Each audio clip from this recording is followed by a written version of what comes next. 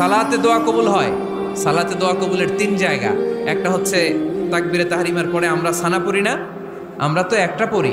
আল্লাহর হাবিব সুন্নাহ এবং নফল নামাজে আরো পড়তেন সানা, ওই দোয়া কবুল হয়। দুই নম্বর জায়গা সালাতে সেজদায় পড়ে দোয়া করলে কবুল হয়। আকরাবু মা ইয়াকুনুল আবদু মির রাব্বিহি ওয়া হুয়া সাজিদ ফাকসিরু ফীহি দুআ। বান্দা যখন সেজদায় লুটিয়ে পড়ে, বান্দা আল্লাহর সবচেয়ে কাছে চলে যায়। কিন্তু বিশ্বনবী বলে, সেজদাটা তোমার রবের কুদরতি পায়ের উপরে পড়েছে। সেজদায় পড়ে দোয়া করেন।